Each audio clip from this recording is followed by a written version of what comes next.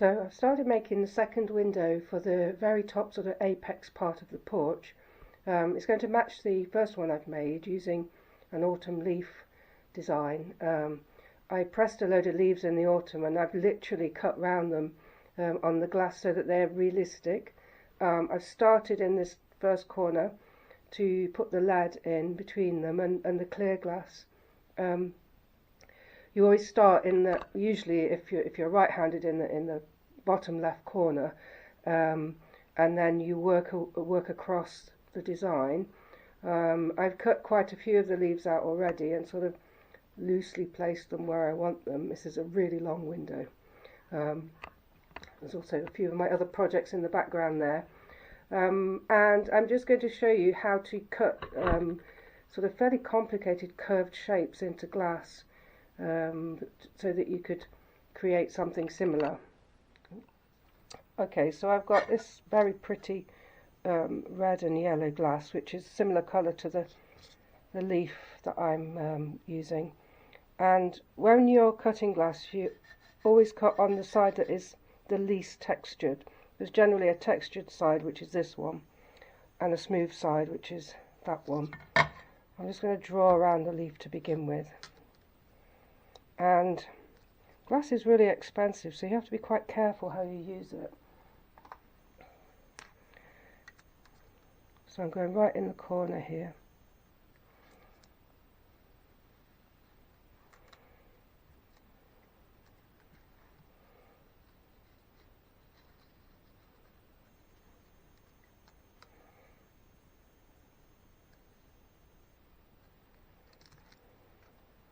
And that's a bit tricky to see on a dark background, so I use a piece of paper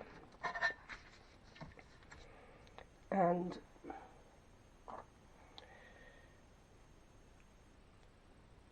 you sort of have to cut curves freehand really, and it's not always easy. I'm going to start by cutting the first side. Oh, that went really badly. Oh, that's not too bad. And I'm hoping that that will come off like that, so that I don't lose this piece of glass up here.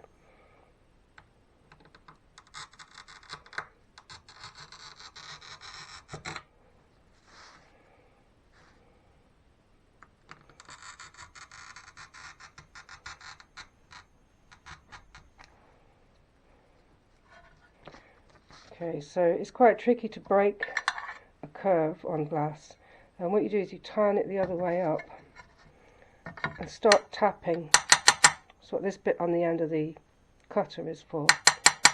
Start tapping from the middle, and you can probably see it's just starting to break exactly where I want it to. Fingers crossed for the other half.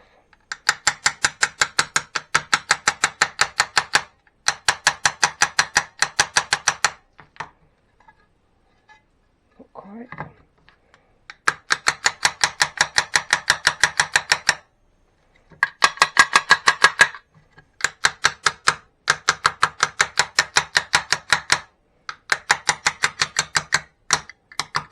There we go.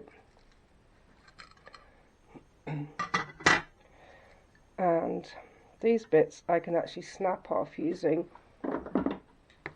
my grazing pliers.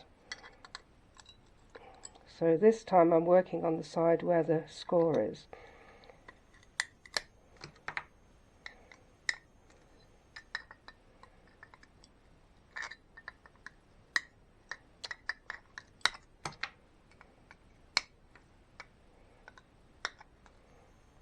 And you can see it's a little bit rough around the edges, so I'm just going to have to put it on the grinding machine. Now I want to cut it in half to represent the vein that goes down the middle of the leaf. Again, I'm going to cut it on the smooth side. I'm just going to draw a line where I loosely want it.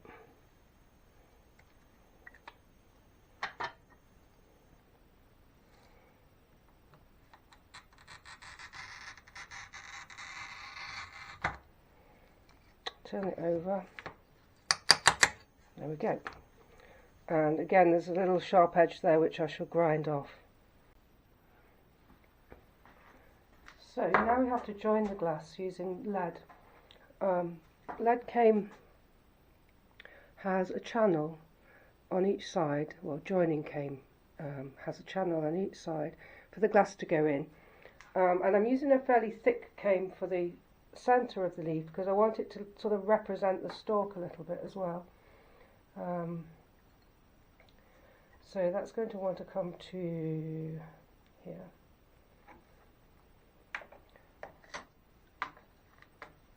I'm cutting it using a lead knife.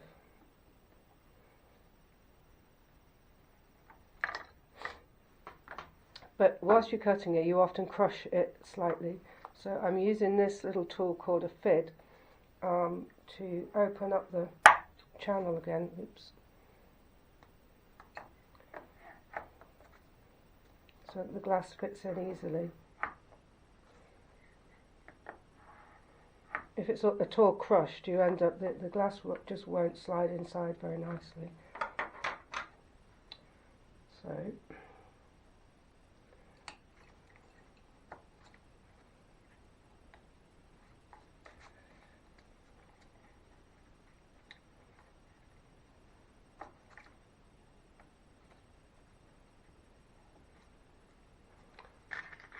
I'm just going to pop a horseshoe nail in to keep that together,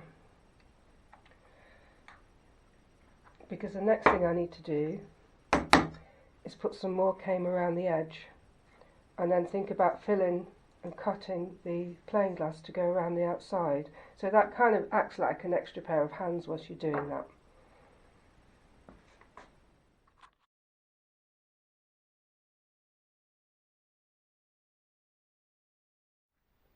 So now I need to mark up the clear glass to go in between, and I'm not going to be able to cut this entire shape in one piece of glass, so I'm going to have a join here.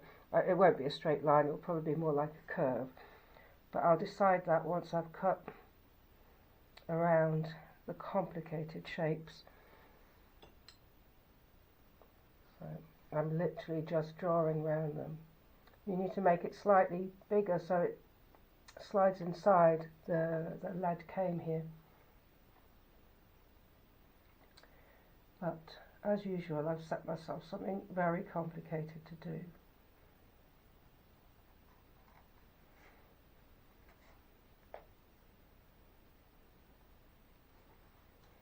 Okay. So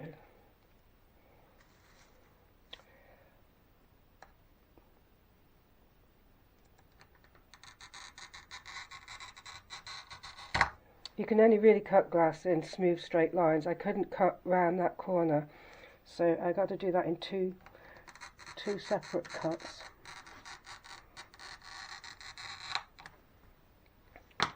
So that one will just ping off.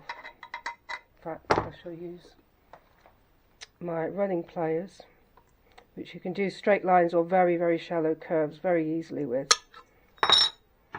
And then this one I can probably get away with tapping that one. So turned it over. Yeah. Clear glass cuts really nicely actually. It's not too tricky at all because it's not even textured. It's the same thickness all the way through. Just take that off.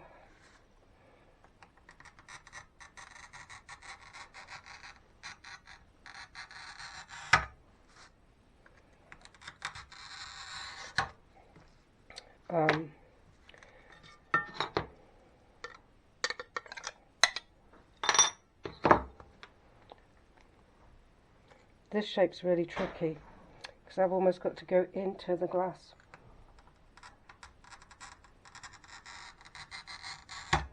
So what I'm going to do is actually take that bit off first.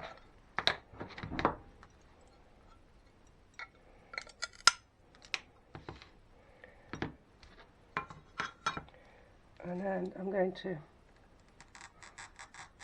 take this off bit by bit because it's very likely to take that corner off.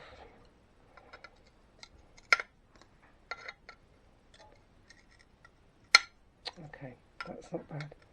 I can tidy that up with the grinder now. This one I think we can tap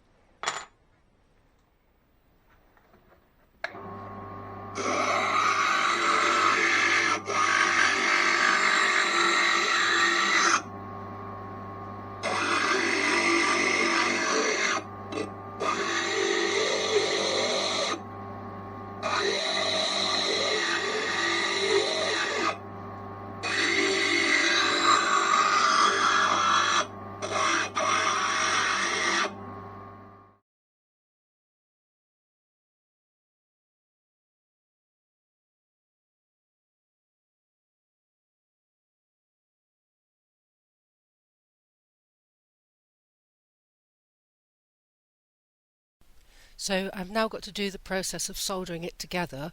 I've put a piece of lead across the top. This is a U-section piece of lead which kind of edges it and holds it all together. That's pinned into place. You can see the nails there. I'm using a soldering iron that's specifically for stained glass because ordinary soldering irons can get too hot and melt the lead. The solder is also special type of solder for stained glass, which is 60% tin and 40% lead. And I'm also using an extractor fan there because you don't want to breathe in the fumes. This process is going to take me quite a long time as it's such a big piece, but I'll try and speed up the recording.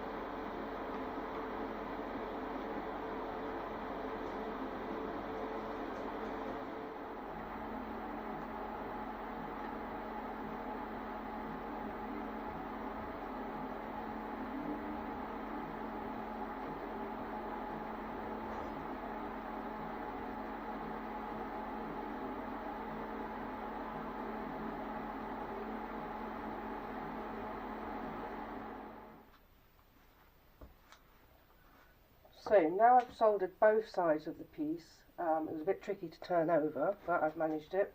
Soldered the second side. Now we have to put a type of putty under every single little join between the lead and the glass.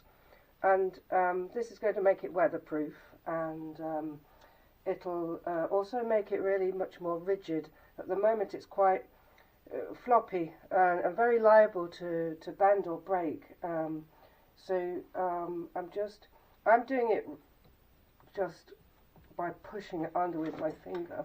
You can make the putty a bit more liquid and like pour it on and brush it in. But I find the cleaning stages afterwards more difficult when you apply it that way. It's a bit tedious, and it's a shame because you make your piece look all messy for a while.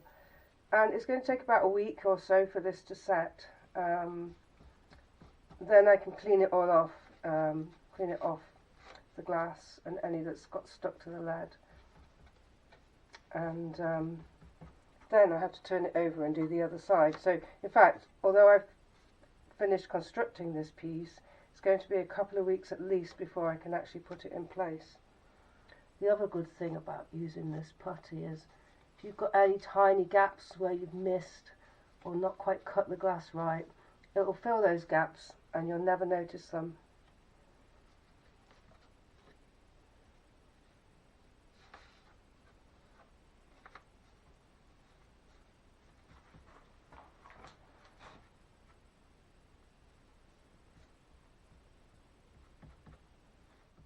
So finally I've cleaned up all the putty from both sides of the glass, and this is the moment of truth where we find out whether it fits.